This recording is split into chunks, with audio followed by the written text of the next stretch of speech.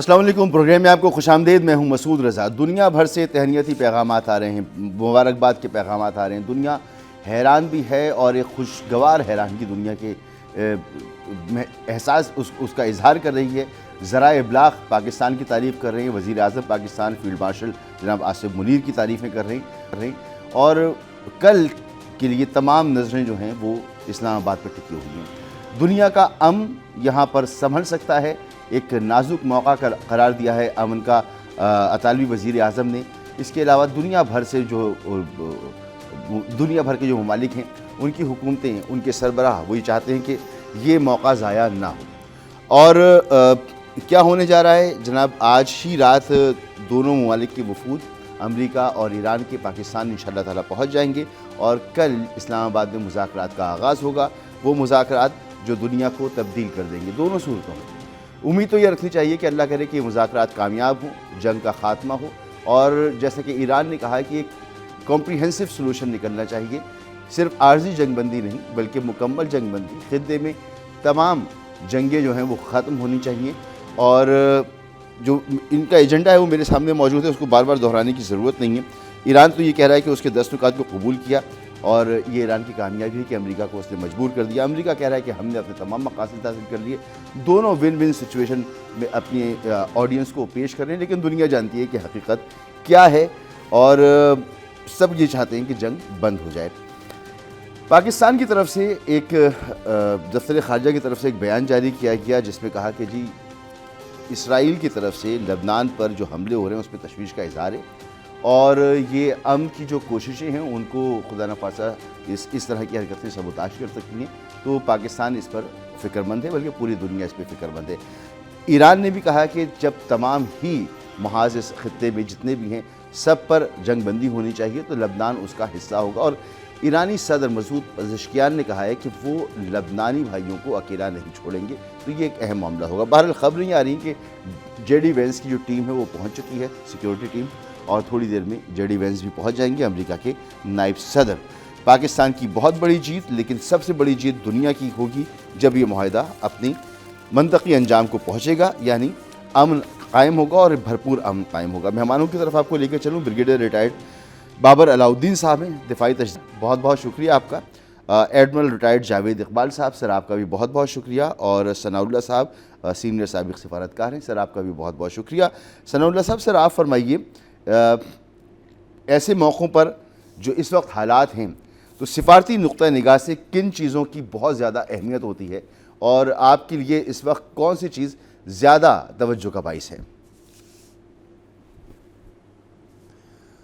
इस तरह के मौके पे अगर आप सफारती तारीख़ को देखना चाहते हैं तो सबसे पहले आपने बरकरार रखना होता है अपनी क्रेडिबिलिटी, और पाकिस्तान इसमें अभी तक बहुत हिफाजत से और बहुत कॉशियसली इसको आगे चला रहा है।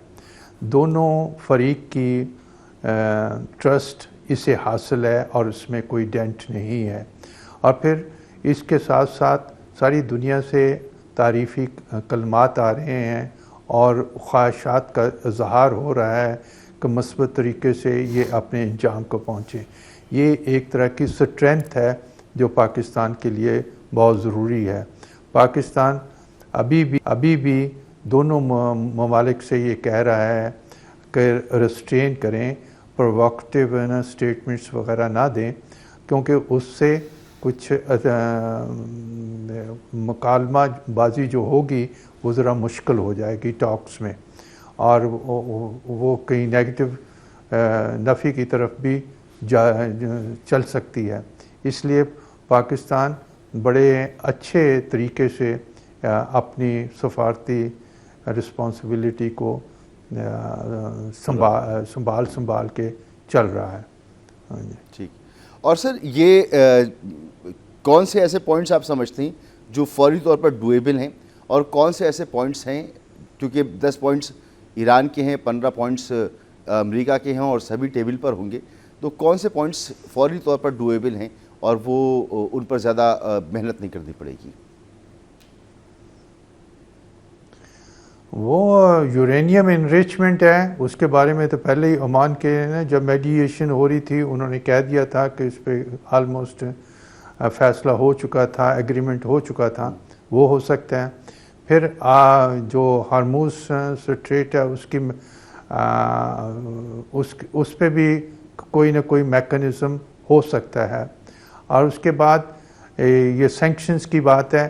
सैंक्शंस ना जो लीगल है ना, सैंक्शंस इलीगल लगाई हुई हैं, उसको अगर विड्रॉ कर जाता है तो वो भी पॉसिबल है।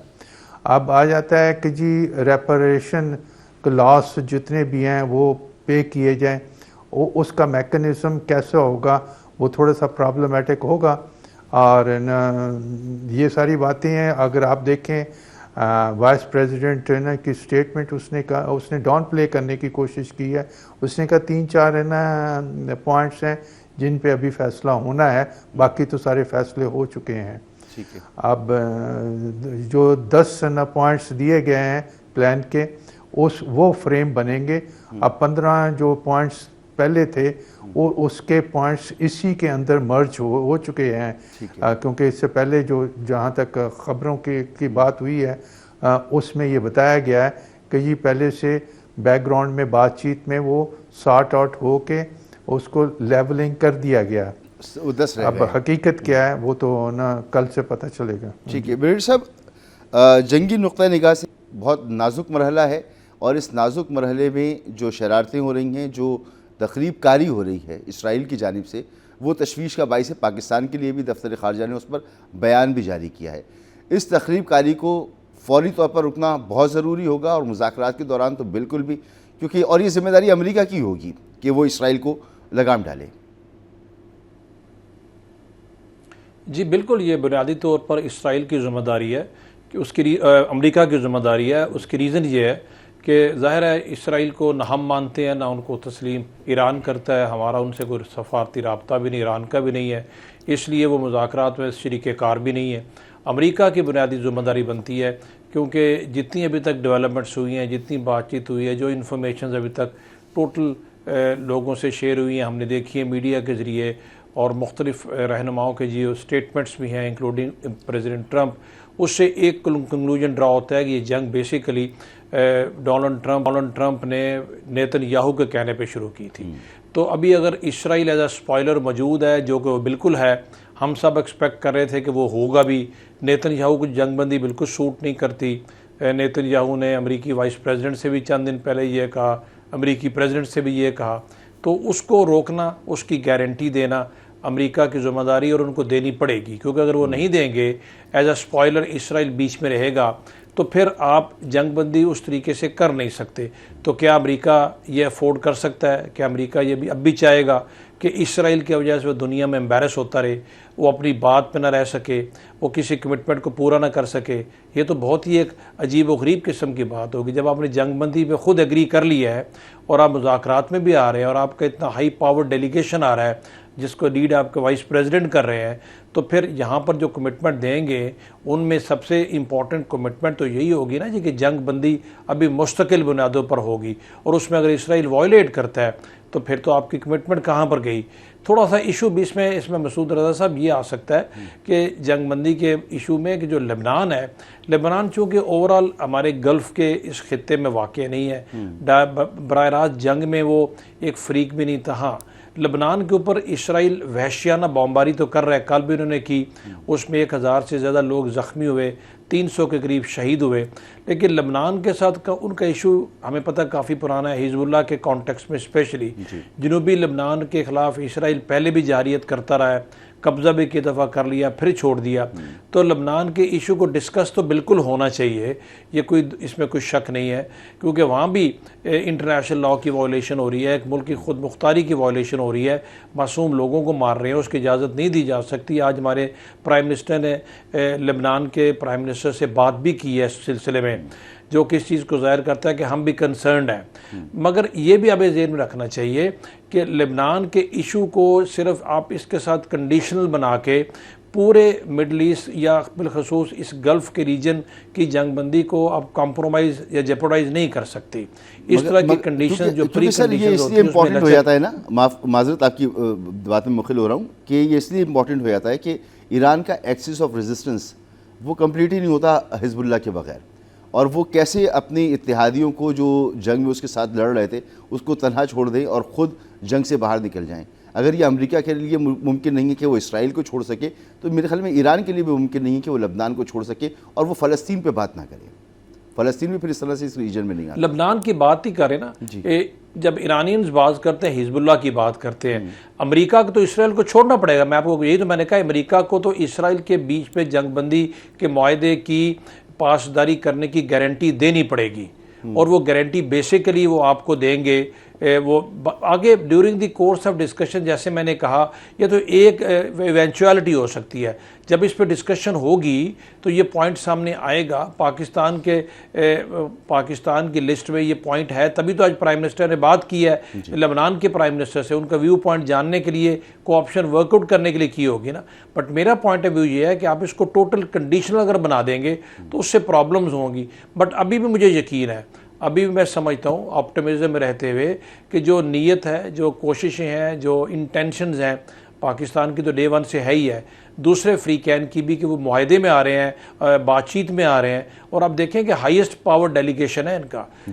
इनिशियल मुज़ाकरात में जब जंगें होती हैं तो स्टेट वे इतना हाईएस्ट पावर डेलीगेशन नहीं आता। इससे ज़ाहिर होता है कि वो यहाँ से रिकमेंडेशन बना के अपनी क़यादत को नहीं जाके देना चाहेंगे, यहीं पर मुआहिदा होगा। वो पूरी अथॉरिटी के साथ आ रहे हैं। एक पॉइंट मैं सिर्फ ऐड करना चाहूँगा, आपने शुरू में बात की कि पाकिस्तान के लिए बहुत ये इज़्ज़त की बात है, इसलिए भी इज़्ज़त की बात है। देखें मसूद रज़ा साहब, इस जंग में पूरी दुनिया खामोश तमाशाई बैठी हुई थी। बड़ी बड़ी दुनिया की ताकतें खामोश थी, चाहते वो थे जंग बंद हो। यूएन खामोश था, रीजनल फोरम्स खामोश थे। अगर किसी ने डे वन से कोशिश की है तो पाकिस्तान ने की है। अभी जो कि पाकिस्तान की कोशिशें अल्हम्दुलिल्लाह बराबर साबित हुई हैं, तो दूसरों ने सुख का सांस लिया। और यही रीज़न है कि आप फ्रांस देख लें, बरतानिया देख लें, चाइना देख लें, चाइना तो खैर हमारे साथ शामिल भी था, बड़े बड़े यूरोपियन यूनियन देख लें, जापान देख लें, सारे के सारे पाकिस्तान को मुबारकबाद भी दे रहे हैं और इस चीज़ का खुशी का इजहार कर रहे हैं कि जंग रुकी है। तो चाहते सब थे, किसी में इतनी हिम्मत नहीं थी या किसी का इतना इंग्रेस नहीं था कि वो आगे बढ़ के इस जंग को रोकने के लिए कोशिश करता। ये अल्लाह ताला ने पाकिस्तान को ये इज़्ज़त दी है, कोई छोटी बात नहीं, ये बहुत बड़ी अचीवमेंट है जिसके ऊपर हम सब वैसे ये तो पाकिस्तानी बजा तौर पर खुशी मना रहे हैं। तारीखी मौका है और हर तरह से तारीखी मौका है और इस मौके को ज़ाया नहीं।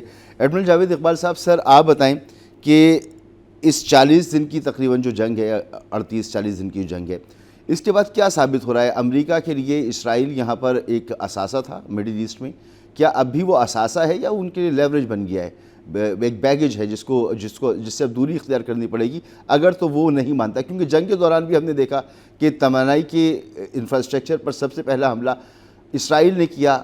जंगी जराइम का मुर्तकिब होना उसका और उसकी फ़ौज का वतीरा है, उसका शौक़ है, तो वो जंगी जराइम करते रहे।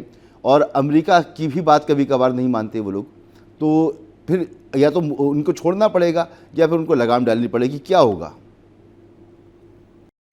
जी बहुत शुक्रिया मुझे शो में मदऊ करने का। जी इसराइल जो है वो एक अमेरिका की ना सिर्फ कमजोरी भी है बल्कि उसकी एक प्रॉक्सी भी है। जो ग्रेट पावर्स हैं वो हमने देखा इससे पहले कि बहुत कम डायरेक्ट जंग में आया करती थी, बल्कि वो प्रॉक्सीज के जरिए ही जंग जो है वो मुसलत करके और अपने अहदाफ हासिल किया करते थे। लेकिन इस केस में चूंकि ट्रंप साहब और नेतान्याहू का एक स्पेशल रिलेशनशिप था और ट्रंप साहब उनके कहने में आ गए और अमेरिका जो है वो उसने डायरेक्ट स्ट्राइक भी की। लेकिन मेरे ख्याल में जिस तरह से ये वॉर प्रोसिक्यूट की गई और जंगी जराइम के तकरीबन ऑलमोस्ट डिक्लेयर्ड है कि जो सिविल पॉपुलेशन को तबाह करना, उनके पीने के पानी, पावर स्टेशंस को टारगेट करना और सिविलाइजेशंस को सफ़े हस्ती से मिटाने की धमकी, वो तो मतलब एक जेनोसाइड से भी बढ़ के एक चीज़ है कि जो एक मतलब न्यूक्लियर अटैक पॉसिबल एक समझा जा रहा था उसको। तो इसमें मेरे ख्याल में एक बहुत बड़ा रीसेट होगा अमेरिका और इसराइल के रिलेशनशिप में भी, लेकिन मेरे ख्याल में वो बिल्कुल ब्रेक ऑफ नहीं होंगे। एक कोर्स करेक्शन जरूर हो सकती है, क्योंकि कहते हैं ना कि जी there is also method in the madness, कि देखने में बिल्कुल एक मजहबी जुनूनियत और एक दीवानगी सामने नजर आ रही थी हमें, लेकिन इसके अंदर भी उन्होंने एक बहुत बड़े मकासद हासिल किए, ना सिर्फ ईरान के खिलाफ बल्कि चीन के खिलाफ भी, क्योंकि अमेरिका की असल लड़ाई तो बड़ी ताकतों से है ना जी। ईरान तो एक स्टेपिंग स्टोन है उसमें, जैसे वेनेजुएला एक स्टेपिंग स्टोन था, अब अगला वो इंडिया दे रहे हैं कि क्या ग्रीनलैंड होगा या क्यूबा होगा या क्या होगा। बिल्कुल। तो इस सिलसिले में ज़रूर एक रीसेट ज़रूर होगा, लेकिन मेरे ख्याल में बिल्कुल ये अपने जो ताल्लुकात जो हैं वो कतई नहीं करेंगे। तो सर ये मुज़ाकरात भी हो जाएंगे, और जैसे कि अभी ब्रिगेडियर साहब ने कहा कि लबनान के एक पॉइंट को सामने रखकर इस मुज़ाकरात को जो है नुकसान नहीं पहुंचेगा और नहीं पहुंचना चाहिए, नहीं पहुंचना चाहिए। तो आपको भी ऐसे ही लगता है? जी बिल्कुल। मेरे ख्याल में देखें, इस वक्त सीज फायर जो है वो ना सिर्फ हरीफों की ज़रूरत है जो जंग लड़ रहे थे, बल्कि ये दुनिया की ज़रूरत है। देखें कि इस दुनिया को जो है इस जंग से ना किसी का फ़ायदा हुआ और नुकसान ही नुकसान हो रहा था। इसमें आलमी अमन का नुकसान था, इसमें गरीब पिस रहा था, पूरी दुनिया का गरीब। जब क्योंकि तेल की कीमत जब बढ़ती है, तवानाई की कीमत बढ़ती है, फर्टिलाइजर की कमी होती है, तो सबसे पहला इम्पैक्ट जो है वो तो गरीब पर होता है। तो ये बहुत खुशाइंद मौका है कि दोनों हरीफ जो हैं वो, दोनों साइड्स जो हैं वो रजामंद हो गई हैं सीज फायर पे। ये एक पाकिस्तान की बहुत बड़ी कामयाबी है। ठीक है। मैं तो कहता हूँ कि ये इस सदी की कामयाबी है। लेकिन अभी जो काम पूरा नहीं हुआ, क्योंकि अभी तो जब टेबल पे अभी आपने देखा कि अभी सीज फायर के फौरन बाद ही एक कंफ्यूजन क्रिएट कर दी गई जानबूझ के कि लेबनान इस मायदे का हिस्सा नहीं है। जी। हालांकि बड़ा क्लियरली आपने शुरू में देखा कि जब ये ट्वीट्स हुई दोनों तरफ से, पाकिस्तान की तरफ से भी, ईरान की तरफ से भी, अमेरिका की तरफ से भी, तो इस तरह की कोई कंफ्यूजन नहीं थी। और ये अनाउंस किया गया था कि जी वहाँ मुज़ाकरात, अमेरिका की तरफ से अनाउंस किया गया था कि मुज़ाकरात पाकिस्तान में होंगे और जेडी मान साहब तशरीफ लाएंगे। तो ये बाद में फिर जब इसराइल ने पैंतरा बदला, और ये मेरे ख्याल में ये भी एक डेलिब्रेट एक्शन ही था, क्योंकि निगोसिएशंस के लिए ना गिव एंड टेक ही होती है। तो अगर ईरान ने अपना हॉर्मुज़ पे जिस तरह एक बहुत स्ट्रांग पोजीशन ली हुई है, जी। तो इसी तरह ये भी मेरे ख्याल में एक प्लान मूव है कि लेबनान पे एक स्ट्रांग पोजीशन ले ली जाए, ताकि मुज़ाकरात की मेज पे जब गिव एंड टेक होता है तो एक कहीं दरमियानी मुकाम पर आके ये मामले का हल निकाला जा सके। ठीक है। अभी आपने जिक्र किया कि बहुत सी चीज़ें जो हैं वो इस जंग में अमेरिका ने हासिल की हैं, अपने मकासद चीन के ख़िलाफ़ हासिल किए हैं। एक ब्रेक के बाद ज़रा जानना चाहेंगे कि कौन से मकासद हासिल किए जा चुके हैं, और जैसे हमें तो ये लग रहा है कि स्ट्रेट ऑफ हॉर्मुज़ पर एक नया प्रोटोकॉल वो शायद लाजमी हो गया है। ईरान की और ओमान की बातचीत हो चुकी है, और ईरान इसको अब इस तरह से नहीं छोड़ेगा जिस तरह से पहले था। ये या दीगर इलाक़ाई जंगों के रोकने की बात हो रही है, या दीगर चीज़ें हो रही हैं, पाबंदियाँ ख़त्म। तो इसमें कुछ भी होता है, क्योंकि ईरान जो है वो न्यूक्लियर बम तो नहीं बनाना चाहता था, वहाँ फतवा भी मौजूद है, उनके पास न्यूक्लियर बम था भी नहीं, ना वो बनाना चाहते, तो न्यूक्लियर वाला मसला तो सॉर्ट हो जाएगा। ईरान को हमें लग रहा है कि शायद वो इस अगर मुज़ाकरात कामयाब होते हैं तो वो कुछ लेके उठेगा। अमेरिका क्या लेके उठ रहा है, एक ब्रेक के बाद ज़रा बात करते हैं इस पर।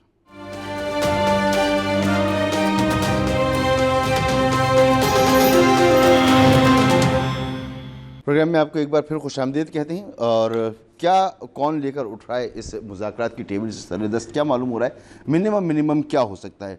क्या आबनाए हॉर्मुज़ का कंट्रोल ईरान अपने पास रखने में कामयाब हो जाएगा, और अमेरिका क्या कुछ लेकर यहाँ से उठ सकता है? सनउल्लाह साहब, आपको क्या लगता है कि एक ऐसा मुआहदा जिसमें तमाम फ़रीक़ैन मुतमईन हों, उसमें एक रीज़नेबल एग्रीमेंट हो क्या सकता है मुमकिन तौर पर? आपने स्टेट ऑफ हॉर्मुज़ की बात की है, ये इसमें सिर्फ न ओमान और ईरान ही शामिल नहीं है, इस पे आलमी और जो यूएन का लॉ ऑफ सी है वो भी एप्लीकेबल होता है जी। और ओमान ने तो उसको रेटिफाई भी किया हुआ, साइन भी किया हुआ, और ईरान ने उसको सिर्फ साइन किया हुआ, रेटिफाई नहीं किया हुआ।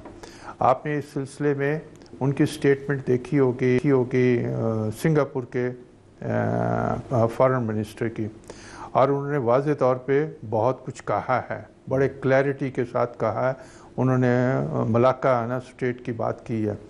अब यहाँ हमारे यहाँ इसकी डिबेट हो रही है कि सुएज़ कनाल पे इतने पैसे लगा दिए, और उन्होंने $10 बिलियन कमाए अपने इजिप्ट ने, वो कनाल है। फिर पनामा कनाल की बात करते हैं, वो उसके अंदर एक कंट्रीज़ की सॉवरेनिटी है। अब ये इतना ट्रिकी मसला नहीं है इस सेंस में, अगर ये यूएन सिस्टम के अंदर अमेरिका भी चाहता है और चाइना भी चाहता है, रशिया भी अगर चाहे, और फिर कोई ऐसा मैकेनिज़्म तामीर कर लिया जाए जिससे सारे सेटिस्फाइड हों, जिसमें कुछ इनको फंड्स भी रेज़ हो जाएं, जो सिक्योरिटी के नाम पे हों या इंश्योरेंस के नाम पे हों या किसी और मद में इकट्ठे कर लिए जाएं। लेकिन ये जो नेविगेशनल है ना, फ्रीडम ऑफ नेविगेशन है, उसको कंप्रोमाइज़ करना बहुत ख़तरनाक होगा सारी दुनिया के लिए, और ये यहीं पर नहीं, ये अमल नहीं रुकेगा। और ये इसमें बहुत सारी पेचीदगियाँ आएंगी। सर ज़रा सादा सा अगर मैं एक हमारे जैसे मुल्कों के लिए मैं समझना चाहूँ आपसे कि ईरान तो कह रहा है कि हम किसी को गुजरने से नहीं रोकेंगे, हाँ हम एक टैक्स ज़रूर वसूल करेंगे, तो ये मुश्किल होगा? ये मुश्किल होगा, और ये सिर्फ गुजरने का ऐसे नहीं होगा, कुछ और कंडीशंस भी आएंगी। अभी तो ये बिगनिंग है, आप देखिएगा, इसलिए ये पेचीदा हो सकता है और ये पेचीदगी की तरफ चल सकता है। लेकिन अगर इसको यूएन सिस्टम के तहत, जिस तरह उन्होंने अपने 10 पॉइंट्स में कहा गया है कि बाइंडिंग है ना, यूएन सिक्योरिटी काउंसिल की रेजोल्यूशन होनी चाहिए, तो वो उसके तहत अगर ये करते हैं तो फिर वो वेरीफाई सिस्टम बना लेते हैं तो फिर ठीक है। क्योंकि अगर जिस तरह इनरिचमेंट का है, यूरेनियम इनरिचमेंट का, उसकी वेरिफिकेशन दूसरी साइड पे हो जाएगी। अभी बीच में कोई बोल रहे हैं? नहीं, शायद आपको कोई और आवाज़ आ रही होगी। जी सर, आप कंप्लीट कर लें प्लीज़।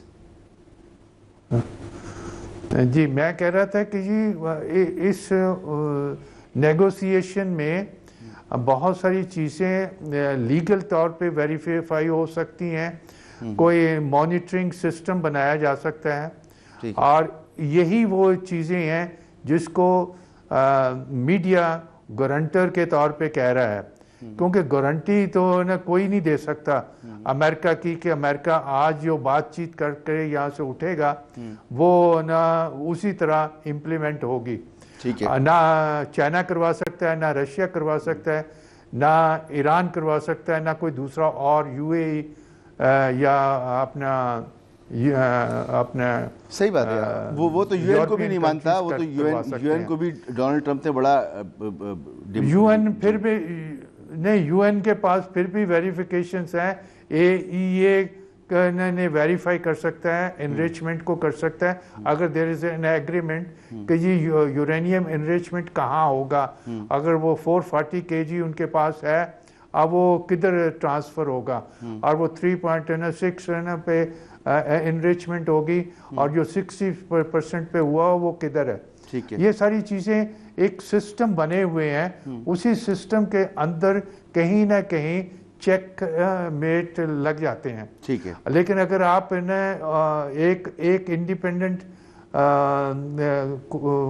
कंट्री को ये इख्तियारात दे देते हैं तो उसको कौन मानेगा, वो कैसे इम्प्लीमेंट होगा, वो बहुत मुश्किल है। ये अदारों के ज़रिए से ही होगा जो पहले से मौजूद हैं, उन्हीं के मैंडेट को स्ट्रेंथन और कंसोलिडेट करना पड़ेगा। ठीक है, ठीक है। वजीर साहब, यूरेनियम अफजूदगी की जो बात है, तो अब तक जितना यूरेनियम अफजूदा हुआ वो IAEA के साथ जो NPT मुआहदा है उसके तहत ही हुआ है। दीगर ममालिक को इसकी इजाज़त होगी, ईरान को इसकी इजाज़त नहीं होगी क्योंकि उससे उन्हें ख़तरा है। क्या ये बात ईरान के लिए काबिल कबूल होगी एक आज़ाद रियासत के तौर पर कि वो ये तो उनकी आज़ादी नहीं हुई कि पूरी दुनिया तो NPT में रहते हुए ये काम कर सकती है सिविल मकासद के लिए, लेकिन ईरान नहीं कर सकता? मसूद साहब, असल में होता ये है, चाहे यूरेनियम एनरिचमेंट का मसला हो या स्टेट ऑफ हॉर्मुज़ के कंट्रोल का मसला हो, यही वो 2-3 पॉइंट्स हैं ना जिसमें बेसिकली मुज़ाकरात के दौरान डिस्कशन होगी। और जैसे मैंने कहा, हर मसले का हल मौजूद होता है।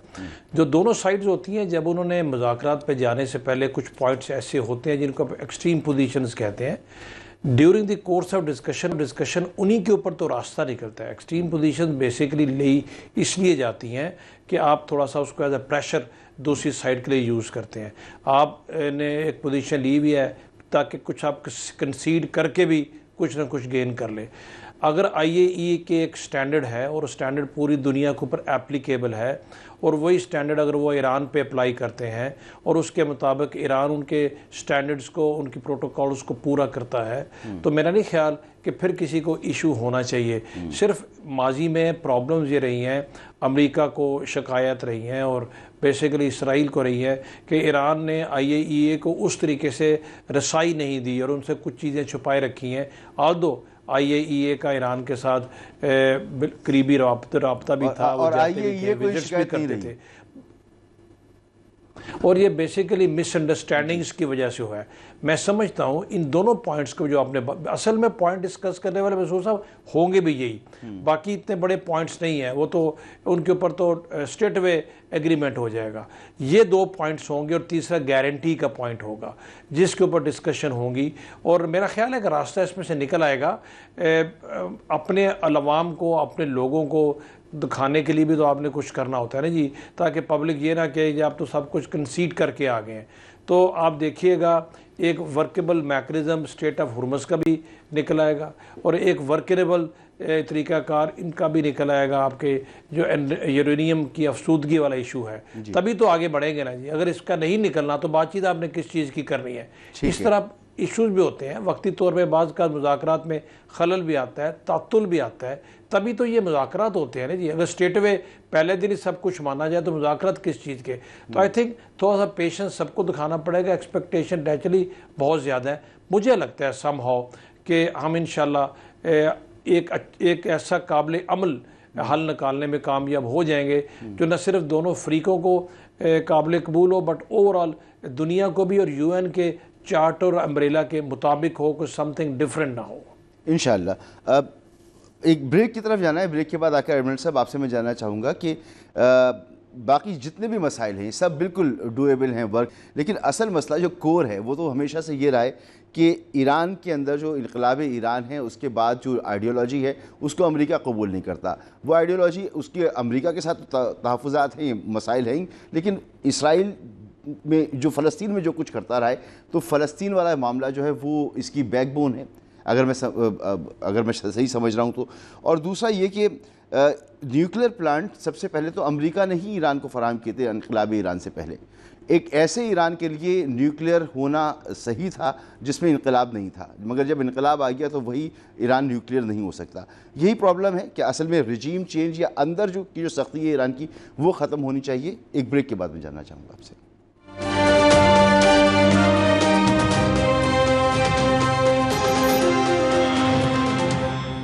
Welcome back. Admiral Javed Iqbal साहब, एक ऐसे ईरान के लिए न्यूक्लियर होना काबिल कबूल था जहाँ पर रजीम जो है वो अमेरिका की थी, लेकिन अब एंटी अमेरिकन रजीम है, तो ऐसा मुल्क न्यूक्लियर नहीं हो सकता। असल मसला यही है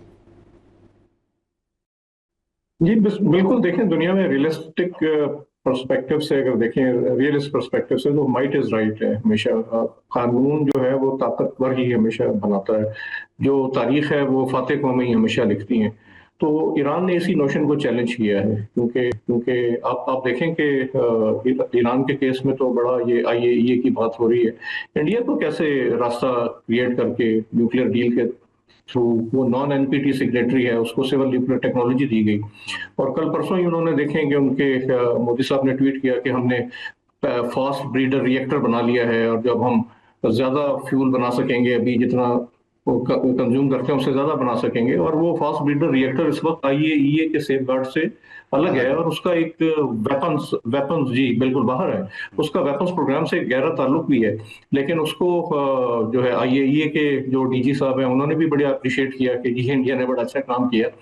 तो इंटरनेशनल लॉ तो जी बिल्कुल एक कॉलोनियल निज़ाम के तहत बनाए जाते हैं, और ये चेंज हो सकते हैं, मगर ताकत से चेंज हो सकते हैं। अब ईरान ने जिस अज़म का मुजाहरा किया है, स्ट्रेट ऑफ हॉर्मुज़ पे जो उसने एक स्टांस लिया है, तो जो इस वक्त जो राइज कानून है, लॉ ऑफ द सी है, convention of the law of the sea, उसके तहत तो शायद ईरान एंटायरली राइट नहीं है, मगर एंटायरली रॉन्ग भी नहीं है। क्योंकि आप देखें कि ये जो आबी गुजरगाह कुदरती होती हैं, जिनको स्ट्रेट्स कहा जाता है, तंग रास्ता, हम इसको आबनाए भी कहते हैं, मगर ज्यादा एक मुरब्जा जो इसके लिए टर्म है वो तंग नाए या तंगाए हुर्मुज़ जिसको ईरान कहता है, तो कुदरती गुजरगाहों में UN convention of the law of the sea के तहत ट्रांजिट पैसेज के क्लॉज के तहत हर मुल्क के तजारती जहाज को वहां से रास्ता दिया जाता है। जो कोस्टल स्टेट्स हैं वो उसको रास्ता रोक नहीं यानी अगर सकते। कोई मुल्क कैनाल डेवलप करे तो उस पर वो टैक्स ले सकता है, लेकिन कुदरती रास्ते पर टैक्स नहीं ले सकता यूएन कानून के लेकिन मुताबिक। लेकिन मैं जी जी लेकिन मैं आपको ये बताऊं कि टर्किश स्ट्रेट्स हैं इसी तरह जो ब्लैक सी को रास्ता देती हैं, तो वो भी एक कुदरती आबी गुजरगाह है, लेकिन उसके ऊपर एक मॉन्ट्रूक्स कन्वेंशन है कि जो ये UN law of the convention of the sea से पहले था, उसमें तुर्की को यह हक दिया गया है कि वो उस पे कुछ खास कंडीशंस में कुछ जहाज़ों पे या जंगी जहाज़ों पे या तजारती जहाज़ों पे पाबंदी लगा सके कि अगर ब्लैक सी में जंग छिड़ जाए, इसी तरह सबमरीन्स का पैसेज। तो इस तरह ऑल्दो वो लॉ जो है यूएन क्लॉज से पहले का है, मगर इस तरह की वेरिएशंस जो हैं वो मौजूद हैं। इसी तरह एक कोपनहेगन स्टेट्स हैं जो कि डेनमार्क में है, वो भी एक कुदरती आबी गुजरगाह है, लेकिन उसके अंदर भी क्योंकि एक खास तनाजुर होता है इस तरह की चीज का, तो ईरान भी वो एक कॉज अभी क्रिएट करना चाह रहा है। वो ये कह रहा है कि जी एक तंग गुजरगाह है, यहाँ से तजारती जहाज गुजरते हैं, तेल से भरे हुए जहाज गुजरते हैं, तो अगर खुदा न खास्ता कोई हादसा हो जाए वहां पे, तो उसका सबसे बड़ा नुकसान किसको होगा? ईरान को होगा। सारी कोस्ट लाइन जो है ये ईरान को होगा। इसी तरह पर्शियन गल्फ के ममालिक हैं, ओमान उसके सामने ओमान है, को होगा। तो ईरान प्रॉबेबली हाँ जी ओमान को होगा। तो ईरान ये कॉज सामने लेकर आया कि जी अगर हम इसके टेरिटोरियल वाटर में, उन्होंने कहा कि हमारी आती है, तो हम इसके ऊपर अगर टॉल नहीं तो कोई पायलटेज फी या एक कोई इस तरह का रूट मुतय्यन करके उसको नेविगेट करवा के लेंगे। लेकिन देखेंगे अभी इस पे सर क्या एक डिबेट क्विक क्या होती है। कमेंट मैं इस आप वक्त तीनों से मुश्किल है। चाहूँगा, आप तीनों से, क्या इन मुज़ाकरात के नतीजे में एक मजबूत उभरता हुआ ईरान जो है वो निकल के सामने आए, ये काबिल कबूल होगा अमेरिका के लिए? जी आप मुझसे सवाल कर रहे हैं? जी मैं आप कहते हैं, फिर मैं दोनों मेहमानों से एक क्विक कमेंट मैं आपसे चाह रहा हूँ, वक्त कम है। जी बिल्कुल, देखिए उनको ये काबिल कबूल तो नहीं होगा, लेकिन बादल नाख्वास्ता उनको ईरान की जो पोजीशन है वो कबूल करना पड़ेगी, क्योंकि ईरान ने डट के मुकाबला किया है ठीक। और ईरान ने जो है वो जंग के मैदान में हार नहीं मानी। ठीक है, तो मुज़ाकरात में देखते हैं कि अब एक किस तरह कोई विन विन सिचुएशन हो जाती है, मगर अमेरिका को इस ईरान की हैसियत को तस्लीम करना पड़ेगा। जी सर सनाउल्लाह साहब आप फरमाएं कि एक स्ट्रेंथ के साथ ईरान आकर टेबल पे बैठा है, तो अगर एक कुछ लेके उठता है ऐसा जो उसके पास पहले नहीं था, तो अमेरिका को काबिल कबूल होगा या कबूल करना पड़ेगा? अभी आप देखें ईरान की पोजीशन बहुत मजबूत हुई है। ठीक है, ईरान वो नहीं है जो आइसोलेटेड था। ईरान रीजन में भी आइसोलेटेड था और आउटसाइड भी उसके लिए बहुत ख़तरनाक किस्म के अल्फाज और अलकाब दिए जा रहे थे। जी हमें कुछ नज़र आता है चाइना और रशिया की तरफ से सपोर्टिव स्टेटमेंट्स और कुछ सपोर्ट्स, लेकिन अब उसने मिलिट्री फील्ड में साबित कर दिया कि उसकी अहमियत और उसकी रीजनल फोर्स के तौर पे, पावर के तौर पे वो कहाँ खड़ा है। तो मेरे अपने ज़ाती ख्याल के मुताबिक हम सब जानते हैं कि फतह कहाँ हुई है, किसको हुई है, और उसके नुकसानात दोनों साइड पे बहुत ज़्यादा हुए हैं। ईरान में शायद बहुत ज़्यादा हुए हैं, लेकिन फिर भी ईरान अमर्ज किया है एक मजबूत एंटिटी के तौर पे, और ये मेरे ख्याल में तो इस सभी रीजन में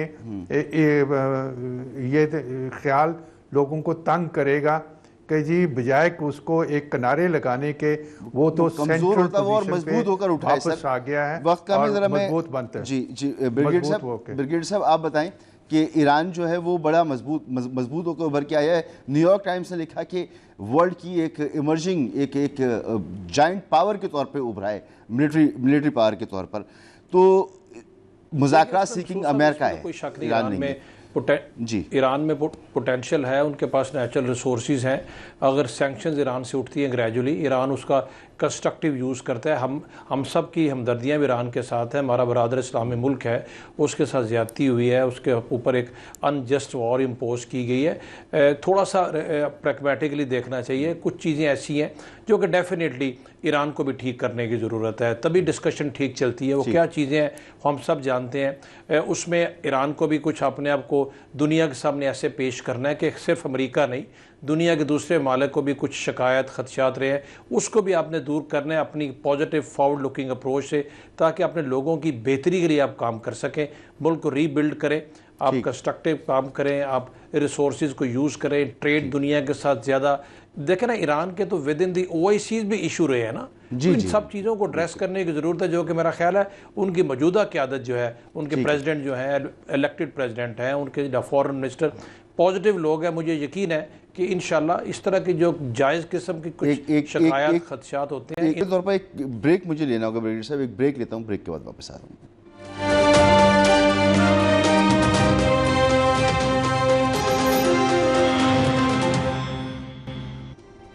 वेलकम बैक। इस्लामाबाद दुनिया की तवज्जो का मरकज़।